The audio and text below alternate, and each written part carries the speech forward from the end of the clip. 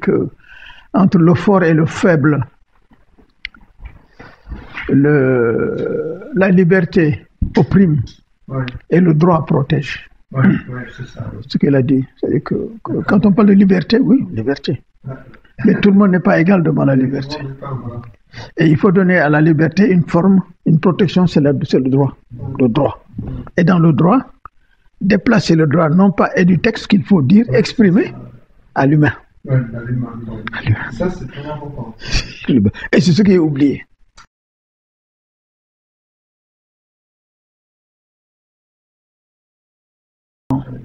Et nous vivons un âge, à la fois un âge de fer, mais un âge aussi de spiritualité. Pour moi, beaucoup de gens pensent que c'est un moment de grand matérialisme, j'en ai un peu parlé, mais pour moi, c'est une espèce d'âge d'or, parce qu'il y a une demande de sens. À cause du matérialisme dominant, à cause du marché, les gens sont dans une quête de sens extrêmement profonde. Regardez les jeunes qu'on critique en disant « Oh, ils sont dans la drogue, Non. Regardez le nombre de jeunes qui, quand le pape parle, quand il va, le nombre de jeunes qui sont intéressés par le bouddhisme, le nombre de jeunes qui sont intéressés par le religieux et qui se posent des questions. Et même leur engagement sur l'écologie est une forme d'expression spirituelle.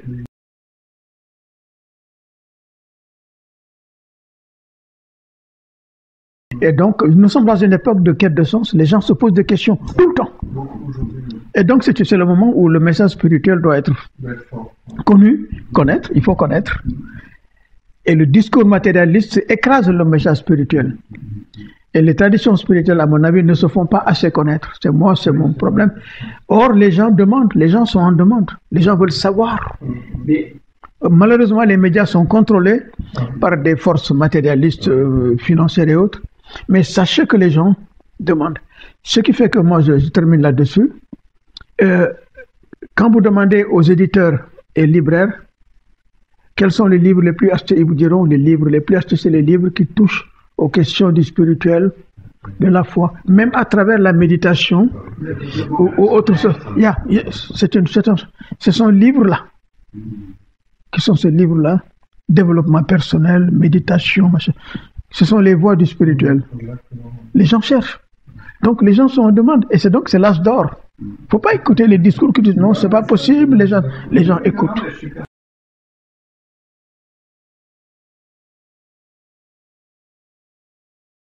Parce que parfois, on est trop dans cette tradition. Oui, parce qu'ils sont enfermés dans la dimension identitaire de leur religion.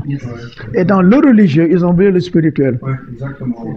Ce sont les deux erreurs fondamentales. L'identité religieuse, qui est une clôture, et le religieux, qui est l'expression organisée, structurée, l'église, la mosquée, en oubliant le spirituel. Donc, mais les gens cherchent. Ah ben oui.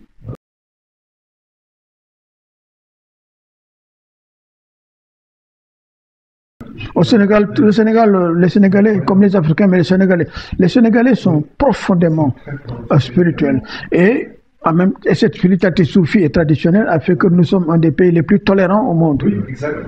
C'est-à-dire qu'il n'y a pas de famille monoreligieuse au Sénégal. Moi, je suis musulman d'une grande famille traditionnelle, noble, machin, ce que vous voulez, soufi, avec de grands imams.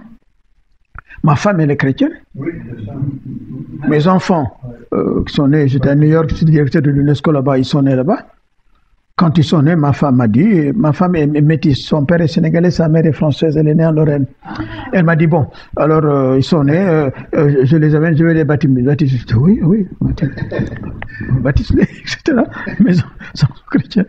Et donc, dans les mêmes familles, en Afrique, au Sénégal, et l'une des preuves, l'une des expressions, on a eu un archevêque du Sénégal, Monseigneur Thiandoum, qui était un des grands de l'Église, il y a une trentaine d'années, un des grands éminents, Monseigneur Thiandoum, qui était le chef de l'Église sénégalaise. Le Sénégal, il y a 85% de musulmans et le reste de chrétiens, mais tout le monde est un peu animiste dans le sens où il y a la spiritualité traditionnelle. Mais Monseigneur Thiandoum, qui était l'archevêque du Sénégal, son frère est un imam. Dans la même famille. au Sénégal. C'est ça, oui. Monseigneur Thiandoum, je vous donne l'expression, notez-le. Son frère est imam. Et c'est ça le Sénégal. Et le Sénégalais, quand on ne comprend pas que toute sa vie est marquée par la spiritualité, la quête du spirituel dans tout ce qu'il fait, ne comprendra jamais le Sénégal.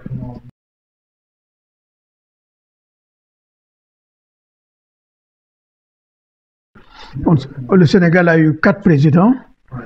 Chacun des présidents avait une femme blanche, il y en a 3. Ça ne nous a jamais posé de problème. C'est une chose qu'on n'en parle pas. Et chrétien. Le premier président était chrétien dans un pays 90% musulman, Senghor. Le deuxième, ensuite, Wade, sa femme était chrétienne, lui, il était musulman. Abdou Diouf était musulman, sa femme était chrétienne. Macky Sall, je crois. Non, Macky, les deux sont musulmans. Mais ils sont très... non, ça dit qu'on ne se pose pas la question. Très ouverts.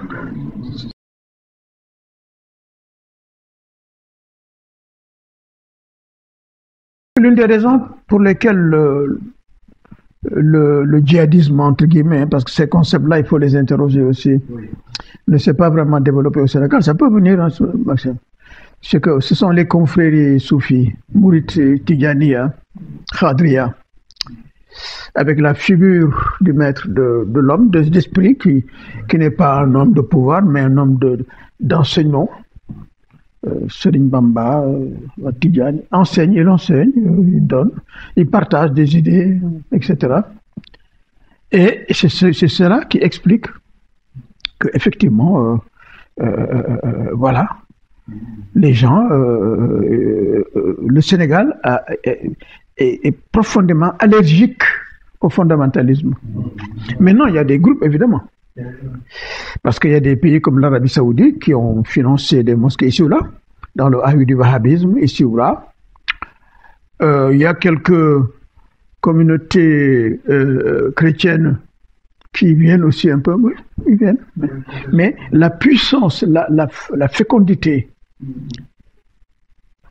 du soufisme et des traditions anciennes, celle de l'arbre, des racines qui s'embrassent, qui fait que le Sénégalais est profondément tolérant et ouvert à toutes les formes de spiritualité. Tous les Sénégalais musulmans que vous voyez, dès qu'ils tombent sur un texte bouddhiste ou chrétien, ils veulent connaître les traditions. Et donc, pour le moment, le djihadisme, il y a des tentatives, et nous savons que la société, il y a des infiltrations. Mais le Sénégalais est tellement profondément tolérant et spirituel que ça ne prend pas. Littéralement. Et actuellement, les groupes bouddhistes, par exemple, se développent. Ah oui, non, de manière tout à fait naturelle, intéressante. C'est-à-dire que c'est les mêmes musulmans qui sont bouddhistes et parce qu'ils cherchent. Ils sont spirituels. Ils cherchent la spiritualité d'abord. Voilà, c'est tout. Alors, et donc, il faut combattre le djihadisme non pas par les armes ou par l'intolérance ou l'interdiction, mais en ramenant le tout au spirituel et aux valeurs. Ramener aux valeurs. Quitter la théologie pour aller aux valeurs, à l'éthique. Donc c'est le cheminement qu'il faut faire, de la théologie à l'éthique. Et l'éthique, on arrive aux valeurs. Et quand on arrive aux valeurs, on arrive aux racines qui s'embrassent. Les mêmes valeurs. Amour, non-violence, tolérance, on le trouve dans toutes les traditions. Donc il faut être conscient qu'il va falloir quitter on s'est trop concentré sur la théologie et cette théologie, chacun l'a respectée. Il faut la connaître, la théologie de l'autre et sa foi. C'est sa branche dans la forêt. Et aller l'amener sur l'éthique. Et le terrain où ça s'amène, c'est le tronc, c'est-à-dire la société. Dans la pratique, contre l'injustice, l'intolérance, les inégalités sociales. C'est là que les traditions et religions mettent en pratique leurs valeurs. Oui, voilà. Quitter le discours abstrait, mais c'est dans la pratique.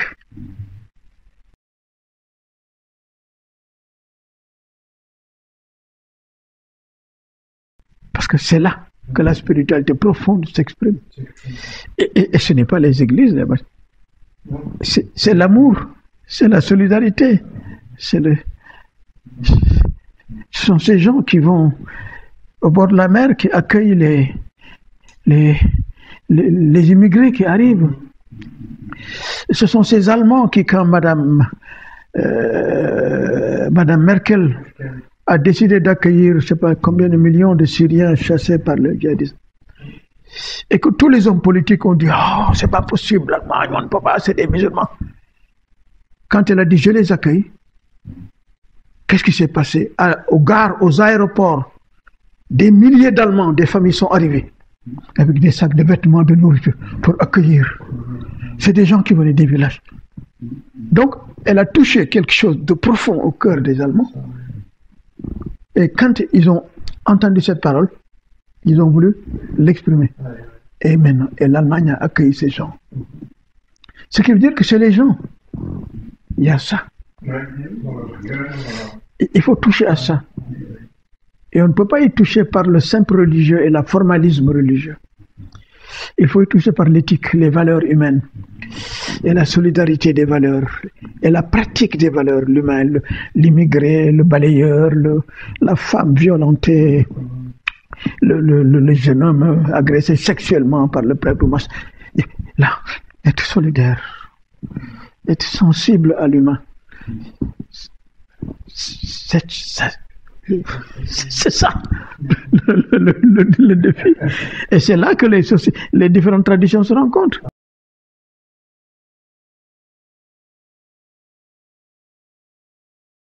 Que Saint Augustin a dit que j'ai bu le nom de mon sauveur dans le lait de ma mère. C'est ce que disait Saint Augustin dans les... c'est absolument fabuleux. Et je veux dire qu'il faut aussi échanger la parole. Parce que ces paroles-là sont remplies ce sont des hommes et des femmes qui, à travers les âges, ont vu, ont entendu. Et donc, il y a la pratique sociale et il y a la spiritualité. Et la spiritualité s'exprime dans des messages. Non, pas des messages, le mot même est un peu trop fort. Dans des mots, dans le verbe. Et il faut échanger ce verbe, il faut diffuser les idées. Les gens demandent qu'on leur diffuse des idées. Sinon, ils sont pris par tout le discours matérialiste de violence de la télévision, des médias. Et littéralement, il ne faut pas les laisser tout seuls. Il faut leur donner des défenses, il faut leur redonner.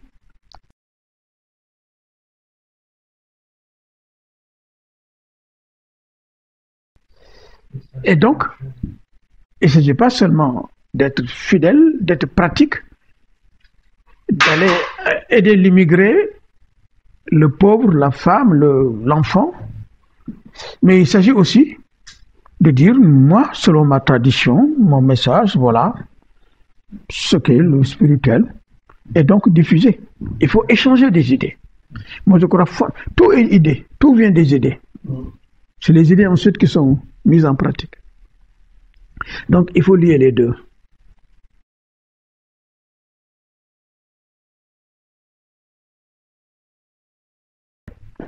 Ben, ça, c'est le Sénégal que Patrick connaît bien. Et tout ça est fragile, évidemment. Le Sénégal n'est pas protégé, mais on a cette vibration très profonde.